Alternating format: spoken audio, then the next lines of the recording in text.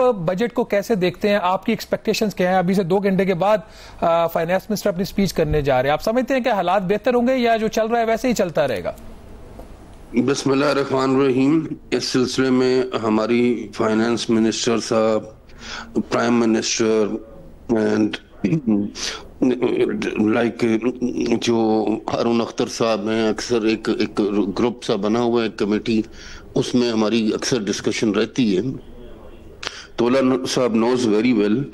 तो जो हमारी एक्सपेक्टेशंस थी, जो हमें ब्रीफिंग मिली थी, जो आज मैं जो देख रहा हूँ कि लास्ट ईयर से 11,800 अगर टारगेट था तो इस दफा 2500 बढ़ा के किया है उन्होंने, 14,300। तो इसका इम्पैक्ट तो कहीं ना कहीं आएगा अवाम पे, एक आम आदमी पे। हम ये चाह रहे थे कि एक मुल्क एक अच्छी तरफ जा रहा है, इकोनॉमी बेहतर हो रही है, इन्फ्लेशन आपकी 4.5% हो गई है, इंटरेस्ट रेट अभी ज्यादा है, वो भी ग्रेजुअली कम होगा, ये हमारा लास्ट प्रोग्राम है। अच्छा, हमें कहते हैं कि एक्सपोर्ट करें, एक्सपोर्ट करें। एक्सपोर्ट पे हम जाते हैं तो एनर्जी के इश्यूज हैं, हमें बहुत सारे मसाइल हैं जो हमने पूरे पाकिस्तान की रिप्रेजेंटेशन इनको दी थी। मैंने खुद FBR में भी दी है, फाइनेंस मिनिस्टर को साहब को भी दी है। बट जो आज का जो इम्प्रेशन है, अभी तो क्लियर पिक्चर नहीं है, पर वो कोई ये लग रहा है कि कोई हैवी टैक्सेस वाला बजट होगा। लेकिन इकराम शेख साहब, ये ज़रा बताएं, इशू ये है कि आप बिल्कुल ठीक कह रहे हैं कि कुछ चीज़ें, मेरे ख्याल में मुझे ब्रेक लेने के लिए कहा जा रहा है। ब्रेक के बाद जब हम वापस आएंगे तो इसके हवाले से मज़ीद डिस्कशन करेंगे कि बजट में जो सबसे इम्पोर्टेंट बात है कि क्या जो फाइनेंस मिनिस्टर भी बात कर रहे हैं कि अब हम मीशत बेहतर हो रही है, तो क्या इकॉनमी को एकदम खोल देना चाहिए या जो भी ग्रोथ हो वो सस्टेनेबल ग्रोथ होनी चाहिए, वो बूम एंड बस्ट साइकिल जो माजी में हम उसका एक खमियाजा भुगत चुके हैं, वो चीज़ नहीं होनी चाहिए। यहाँ पे ब्रेक लेंगे, ब्रेक के बाद हमारी डिस्कशन जारी रहेगी।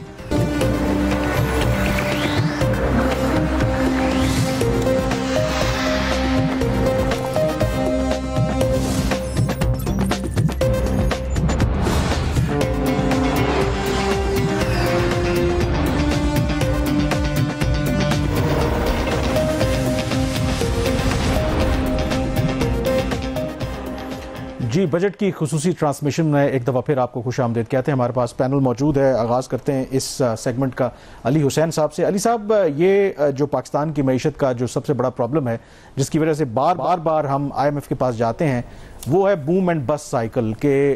IMF के प्रोग्राम में हम जाते हैं, कुछ रिफॉर्म्स का आगाज़ करते हैं, जब वो एक बेहतरी की तरफ हम जाना शुरू कर देते हैं तो प्री मेच्योरली माजी में भी हमने देखा कि हम अपनी मईशत को खोल देते हैं और चीज़ें फिर बैक टू स्क्वायर वन आ जाती हैं। इस दफ़ा जो गवर्नमेंट है, फाइनेंस मिनिस्टर भी इस बात का जिक्र कर रहे थे कि हमने अगर ग्रोथ अचीव करनी है तो वो सस्टेनेबल होनी चाहिए।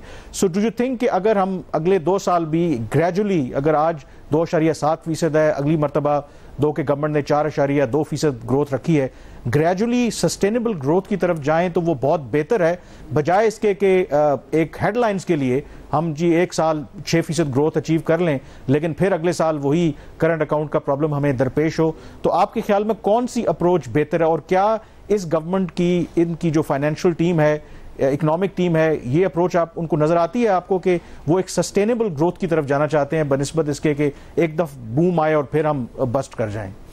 देखिए, ये इसमें तो कोई दो राय नहीं है कि आप आर्टिफिशियली ग्रोथ को बूस्ट करें अनसस्टेनेबली, तो उसका नुकसान होता है। ये पाकिस्तान में पिछले 10 साल में हम 3 दफ़ा देख चुके हैं।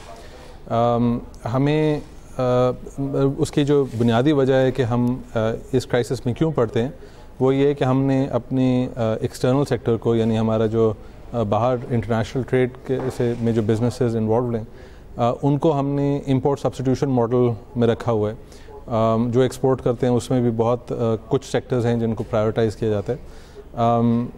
वहाँ जब तक हम एक पूरी अपनी इंडस्ट्रियल बेस को रिकन्फिगर नहीं करेंगे टूवर्ड्स एक्सपोर्ट प्रमोशन, एक हमारा वो ट्विन डेफिसिट जिस चीज़ को कहते हैं, वो ट्रेड डेफिसिट वहाँ से आता है और एक मिस प्राइस डॉलर से आता है। दूसरी तरफ जो है वो हमारा इशू है फिस्कल डेफिसिट का, जो बढ़ता जा रहा है। जब फिस्कल डेफिसिट बढ़ता है तो उसका भी एक्सटर्नल साइड के ऊपर प्रेशर आता है, उससे हमारी इन्वेस्टमेंट्स कम होती हैं और ग्रोथ जो है वो जो एक हेल्दी रेट ऑफ ग्रोथ है जो नेचुरली हम कर सकते हैं वो उसका पोटेंशियल कम होता है। पाकिस्तान को इस वक्त पर कम से कम 8-9% पे ग्रो करने की ज़रूरत है।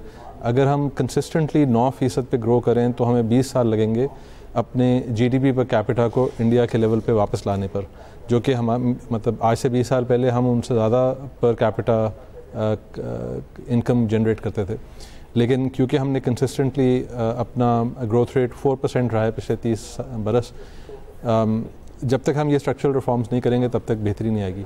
ये जो मौजूदा टीम है वो स्टेबिलिटी को प्रायोरिटाइज़ कर रहे हैं और ये स्टेबिलिटी प्रायोरिटाइज ये पहली टीम नहीं है जिसने स्टेबिलिटी प्रायोरिटाइज़ की है। इससे पहले हफीज़ शेख साहब की फॉर एग्जांपल टीम जो थी उन्होंने भी स्टेबिलिटी तो क्रिएट की थी, स्टेबिलिटी क्रिएट हो जाती है। मसला ये है कि उसके बाद जो अली साहब आपका व्यू आ गया, आपने सही फरमाया। ये अभी तक तो जो एक इकोनॉमिक स्टेबिलिटी है उसको फाइनेंस मिनिस्टर उनकी टीम प्रायोरिटाइज कर रहे हैं और कल उन्होंने बड़ा इसके हवाले से वाज़ेह पैगाम भी दिया कि हम कोई रश नहीं करेंगे। उन्होंने कहा शुगर रश की तरफ हम नहीं जाएंगे, which he has a sense here.